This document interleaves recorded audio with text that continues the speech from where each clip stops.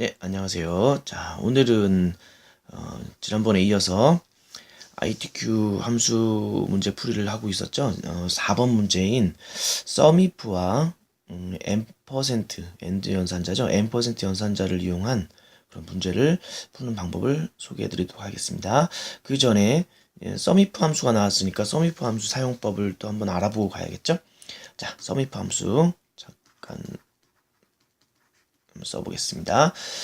sumif 함수는 함수 영어 이름에서 알 수 있듯이 if 함수와 sum이라는 게 나왔네요. if와 sum이 나왔네요.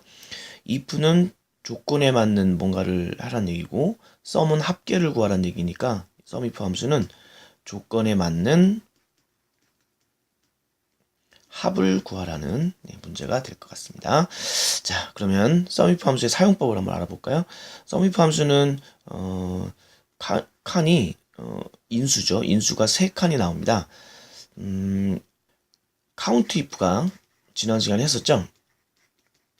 count if 함수가 조건에 맞는 개수를 구하는 함수였는데 비교해보면 굉장히 비슷한 걸 알 수 있어요. 왜냐하면 이거는 개수 구하는 거고 조건에 맞는 개수, 조건에 맞는 합, 그러니까 굉장히 비슷한 걸 알 수 있는데 count if는 복습을 해본다면 두 칸이 있었죠. 첫 번째 칸에는 조건 범위가 나오고요.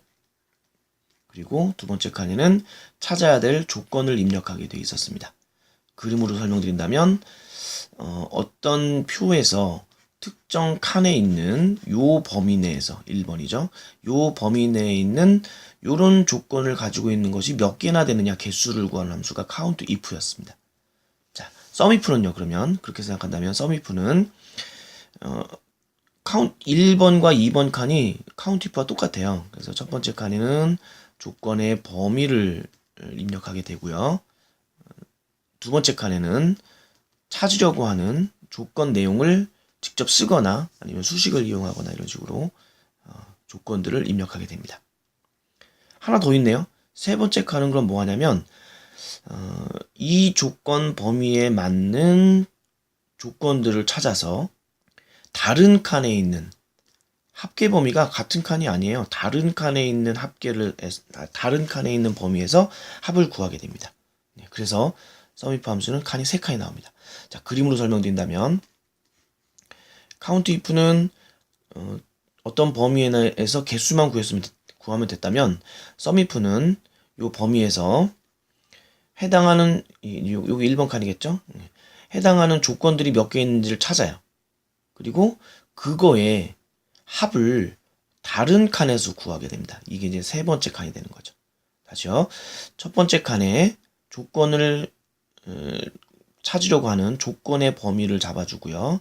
그 범위 안에 이런 조건들이 어디에 있는지를 판단을 합니다.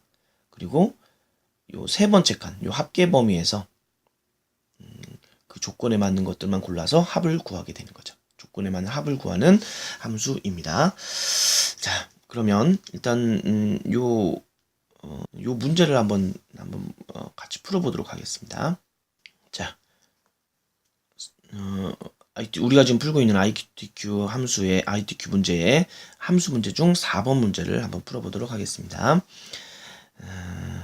문제를 한번 해석을 해보면 어린이 프로그램의 전체 정원을 구하라네요. 그러니까 정원이라는 말 나오는 거 보니까 정원들이 다른 칸에 하나 주어져 있을 거고요. 또 어린이라는 게 얘가 조건이 되는 거죠. 요런 조건을 가진 정원의 합계를 구하라는 겁니다. 옆에 다시 써 있죠. 구분이 이게 1번 칸이에요. 구분이 어린이인 얘가 두 번째 칸이 되겠죠. 프로그램의 정원의 합계를 구하래요. 그게 세 번째 칸이 되겠죠. 그죠? 아까 칸이 3칸이라고 했는데 조건 범위, 조건, 합계 범위가 주어져 있습니다. 일단 문제를 직접 보기 전에 그림으로 한번 설명을 드린다면 자, sumif 함수 마법사를 이용해서 sumif 함수를 불러오겠죠? 첫 번째 칸에는 당연히 구분이라는 범위를 잡아야 돼요. 이게 조건의 전체 범위가 되는 거죠. 자, 두 번째 칸에는 직접 입력을 하는 거죠. 어린이라는 말을 직접 입력을 해줍니다. 세 번째 칸에는 정원의 합계를 구하겠으니까 당연히 정원 전체 범위를 블럭을 잡아주면 돼요. 간단하죠? 그런데 제가 일부러 이런 걸 왜 썼냐면 아직 끝난 게 아니에요. 뒤에 보면 결과값에 명을 붙이시오 하고 나왔네요. 연산자가 하나 나왔어요. n%라고 있는 연산자가 하나 나와 있네요. 그래서 50명 하고 이런 식으로 답을 출력하게끔 해줘야 됩니다. 그래서 이게 이제 끝나는 게 아니고 이렇게 해서 마무리가 되면 답이 나오면 이 뒤에 수식 입력줄에 하겠죠. 수식 입력줄 이 가장 뒤에 n%를 입력을 하고 우리말로 명이라고 입력을 해주면 여기까지 이렇게 한 다음에 n%명 여기까지 해줘야 전체 문제가 풀리는 것이 됩니다. 자, 그럼 한번 실제로 문제를 한번 풀어보도록 하겠습니다.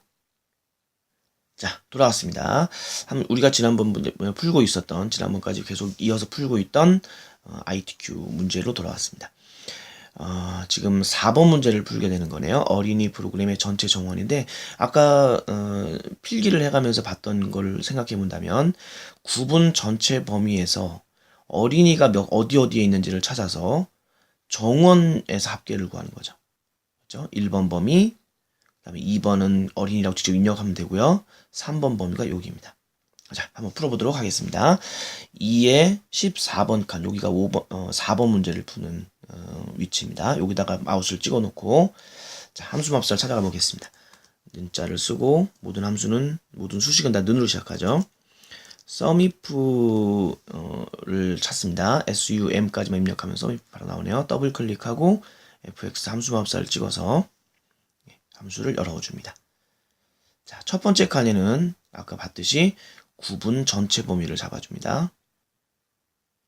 자, 여기 써있죠. 구분이 했으니까 구분 전체 범위를 잡아줬어요. 두 번째 칸에는 구분이 어린이인 했으니까 어린이를 직접 입력을 해줍니다.